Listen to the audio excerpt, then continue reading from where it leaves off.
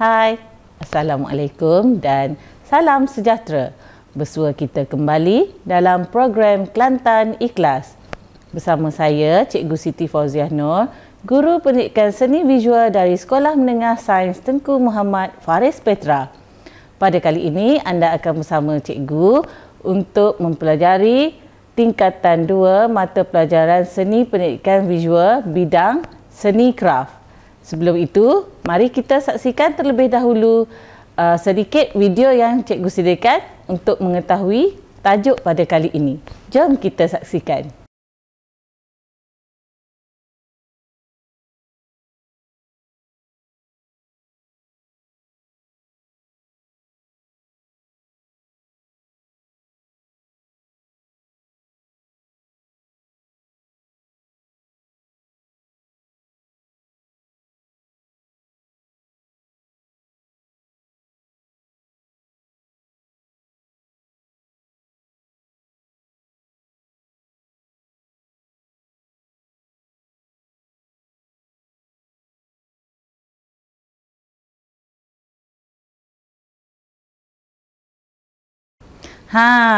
Semua dah tahu kan? Apakah yang dimaksudkan dengan seni seramik? Pasu bunga? Bekas air? Apa lagi? Tanah liat? Okey, semua tu betul. Kerana seni seramik bermaksud produk yang dihasilkan daripada tanah liat yang dikeringkan dan dikeraskan dengan menggunakan api. Macam yang kita buat kek atau kuih raya semasa nak raya tu, kan? Semua orang tahu. Okey, pada kali ini cikgu akan menerangkan pelbagai kegunaan dan produk seramik yang mendapat tempat dalam kalangan masyarakat kita. Contohnya yang cikgu pegang ni. Ini merupakan labu sayung. Okey, tahukah kamu semua, setiap kaum mempunyai seni seramik yang berbeza dan maksud yang tersendiri. Tapi sebelum tu, cikgu akan menjelaskan serba sedikit apa yang akan kamu dapat di akhir pembelajaran pada kali ini. Okey, di akhir pembelajaran, kamu akan dapat menjelaskan prinsip asas seni seramik. Yang kedua, menyatakan jenis seni seramik, iaitu seramik tradisional dan seramik kontemporari. Dan yang ketiga, kamu akan dapat menerangkan teknik seni seramik, iaitu teknik picit, teknik lingkaran, teknik acuan, teknik kepingan dan teknik lempar alin. Okey, sebelum itu, kita lihat dulu persepsi seni dalam seni seramik. Dalam seni seramik, ada beberapa prinsip asas yang digunakan. Seperti yang cikgu tunjukkan di sebelah.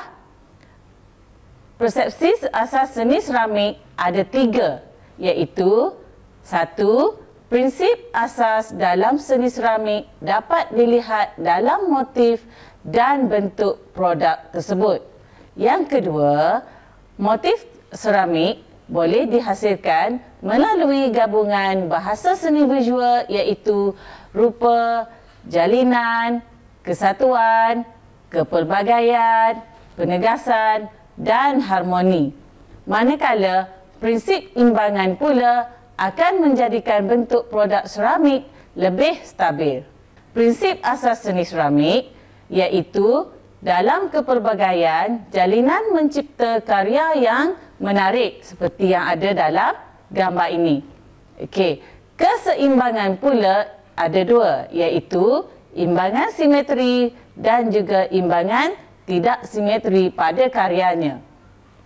Yang ketiga, penegasan, iaitu titik fokus atau penumpuan pada bahagian tertentu karya seperti yang anda lihat pada gambar tersebut. Yang keempat, iaitu kontra, yang mana kontra merupakan aspek rupa, bentuk dan warna serta jalinan pada seramik tersebut. Yang kelima, kesatuan.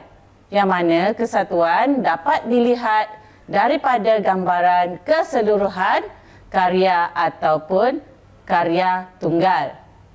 Dan yang terakhir, pengulangan. Yang mana unsur pengulangan ataupun unsur garisan menghasilkan irama dan pergerakan pada motif seramik.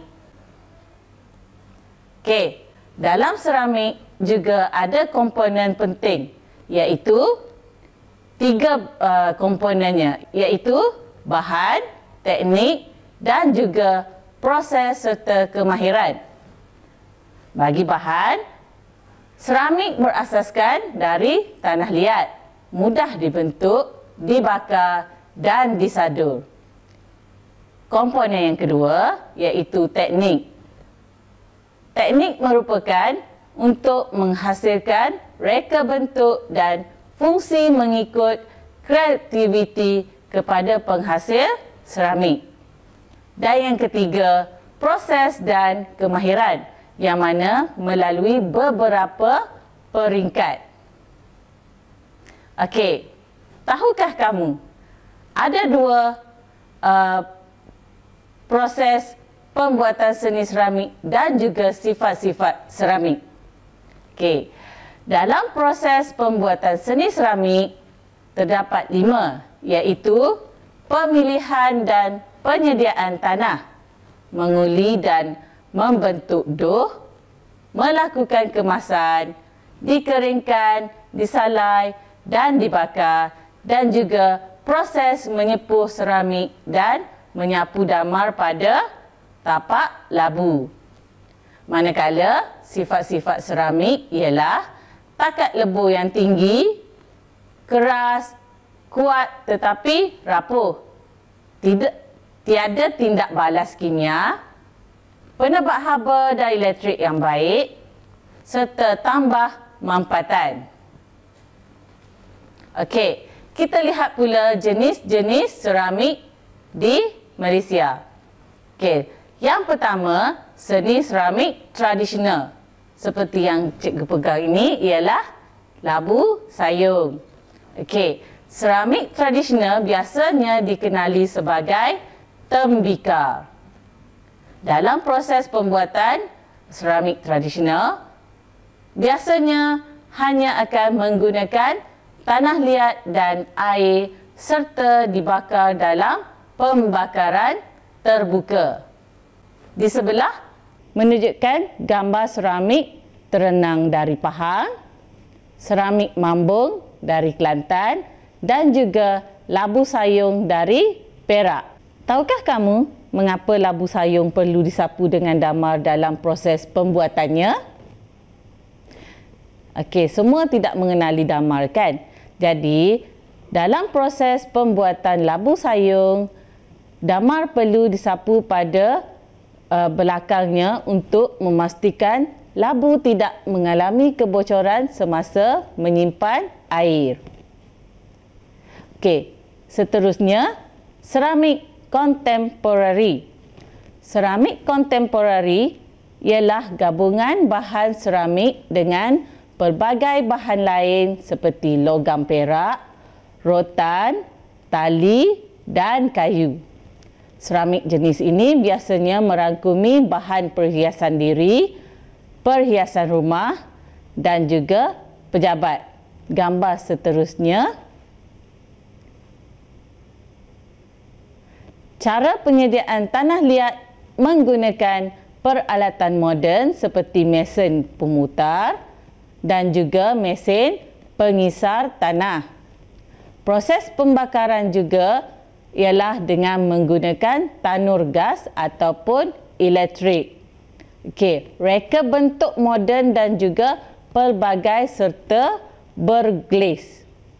Di sebelah terdapat dua contoh seni seramik kontemporari. Gambar pertama menunjukkan seramik berglas. Gambar yang kedua menunjukkan konsep moden yang mana bermotifkan haiwan. Okey, tahukah kamu semua sifat-sifat seramik? Ya, takat lebur seramik yang tinggi, yang mana seramik agak keras, kuat tetapi rapuh. Yang ketiga, tiada tindak balas kimia. Yang keempat, penebat haba dan elektrik yang baik dan juga tambah mampatan. Seterusnya, kita lihat pula teknik pembuatan seni seramik. Teknik pembuatan seni seramik terbahagi kepada dua, iaitu binaan tangan dan juga binaan acuan. Terdapat 4 teknik binaan tangan yang utama, iaitu teknik picik, teknik lingkaran, teknik kepingan dan juga teknik lempar alin. Teknik-teknik ini memerlukan tanah liat yang diuli terlebih dahulu sehingga menjadi doh yang padat. Doh ini diuli untuk mengeluarkan angin atau udara supaya produk tidak mudah pecah apabila dibakar. Okey, seterusnya kita tengok teknik yang pertama. Teknik lingkaran. Teknik ini ialah proses sambungan beberapa lingkaran tanah liat dan memerlukan tapak. Lumpur tanah liat ataupun slip berfungsi sebagai pelekat untuk cantuman lingkaran-lingkaran tanah liat tersebut. Teknik yang kedua ialah teknik picitan. Teknik ini ialah kaedah membentuk paling mudah, iaitu dengan cara menekan dan juga memicit ketulan-ketulan tanah liat dari bahagian tengah sehingga menjadi bentuk yang diingini. Okey, yang ketiga, teknik kepingan. Teknik ini ialah cantuman beberapa keping tanah liat dan di bahagian tepi tanah liat dipotong serong 45 darjah dan diguris bagi tujuan penyambungan. Penyambungan tersebut juga menggunakan slip ataupun tanah liat cair. Yang keempat ialah teknik lempar alin. Teknik ini terhad kepada bentuk bulat yang mana tanah liat akan dibentuk dengan mesin ataupun roda pemutar. Teknik ini juga dikenali sebagai teknik lingkaran. Teknik kelima ialah teknik acuan. Biasanya teknik acuan menggunakan acuan untuk membentuk seramik. Tanah liat yang digunakan ialah tanah liat dalam bentuk cecair. Tanah liat tersebut akan dimasukkan ke dalam acuan yang telah dibuat. Biasanya acuan ini dibuat menggunakan plaster of Paris. Okey, teknik acuan biasanya digunakan untuk perusahaan komersial kerana tanah liat cair atau slip digunakan dalam proses atau teknik ini. Ini kerana teknik acuan memudahkan pengeluaran dengan cara yang banyak. Okey, seterusnya kita lihat pula idea penghasilan seni seramik mengikut peredaran zaman, yang mana ia dihasilkan mengikut kesesuaian semasa. Sebagai contoh, fungsi seni seramik iaitu seni hiasan dan juga peralatan domestik. Yang kedua, aksesori, dan yang ketiga, upacara kebudayaan dan juga keagamaan. Namun begitu, seramik juga bukan sahaja mempunyai nilai yang tinggi, malah menjadi warisan seni yang unik dalam nilai estetik serta mampu menjana ekonomi. Okey, dalam aksesori seperti yang ada dalam gambar, pelbagai jenis aksesori yang boleh dihasilkan. Contohnya, rantai leher serta subang seramik. Dalam upacara kebudayaan dan keagamaan pula, dapur seramik digunakan seperti yang ada dalam gambar.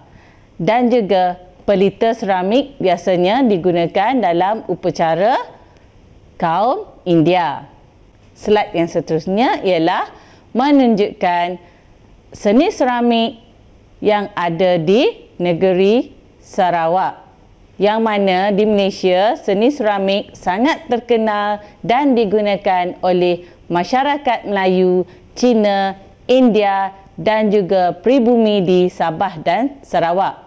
Fungsi seni seramik juga berbeza mengikut kaum. Ini kita dapat lihat dari segi reka bentuk, motif, ragam hias dan juga kaedah pembakaran. Contohnya, seni seramik etnik Sarawak. Okey. Seramik etnik Sarawak biasanya bermotifkan pada seni menggambarkan unsur-unsur dalam kepercayaan mereka. Ianya berfungsi sebagai harta warisan turun-temurun. Manakala seramik kaum India pula lebih tertumpu kepada penghasilan bentuk dan juga berfungsi sebagai tembika memasak seperti yang contoh.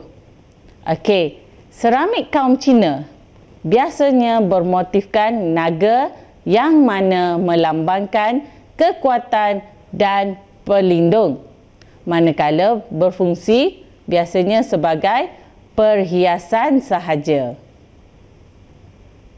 Okey, seterusnya, bagi membolehkan kita memahami prinsip dan teknik dalam penghasilan seni seramik, kamu semua bolehlah mencari bahan yang bersesuaian untuk menghasilkan beberapa teknik yang mudah dalam seni seramik.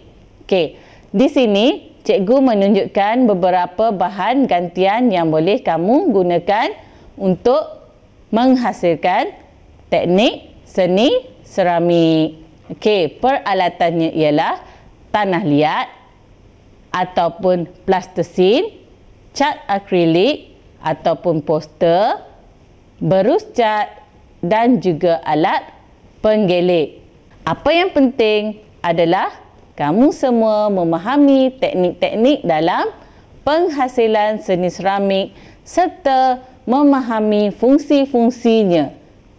Untuk mengetahui lebih lanjut aktiviti teknik penghasilan, kamu semua boleh mengimbas QR code yang ada dalam buku teks kamu. Okey, selamat mencuba.